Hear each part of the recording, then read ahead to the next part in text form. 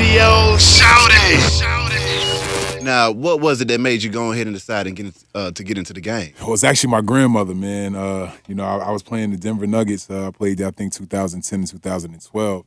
And, the medicinal program that went legal there in 2009. And when my grandmother had come to see me or whatever, I didn't know she lived in Fayetteville, North Carolina. I didn't know that, she was suffering from so many different things, you know what I'm saying? So when she got to my house, she put a pill box up in the kitchen and she started popping all these pills. So I just asked her, I'm like, Grandma, why you taking so much medication? And she started telling me she suffered from, high blood pressure, diabetes, glaucoma. And when she said glaucoma, it stuck in my mind because 2 days before that, I was reading the newspaper how cannabis helped with glaucoma. Yeah. So I started talking to her about it and, telling her, like, the benefits that I was reading. And she was like, after I finished telling her, she was like, what's cannabis? And I was just like, it's marijuana, it's weed. She said, reefer? Yeah. She said, boy, I ain't smoking no reefer. You better get out of my face.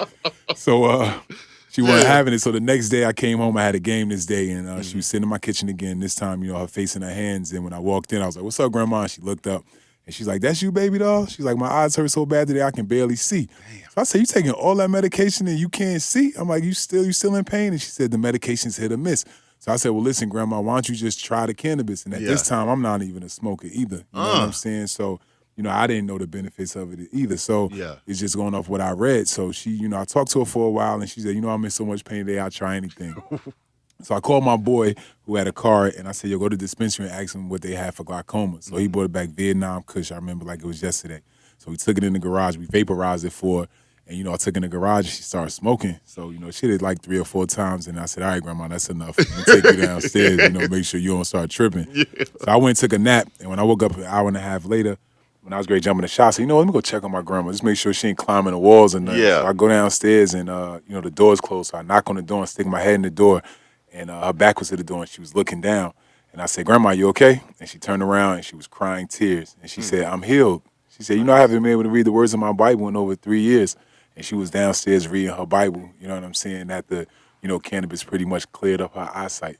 That's crazy right there. Word, so that's what inspired me, man. So then at that point, I really started to read up and do my homework, and I hate reading too, but this was just so interesting, like realizing like all the medicinal benefits is something that when I was growing up was always considered a gateway drug. Like people told me if I smoke weed, even my grandmother, she said, if you smoke weed, you're going to never smoking crack. You know what I'm saying? And I ain't going to never smoke crack. You know what I'm saying? Exactly. But to see, cannabis help her, and the first thing she do is turn to her Bible. It's just amazing. It just let me know, like, this might be something to this. Radio Shout It.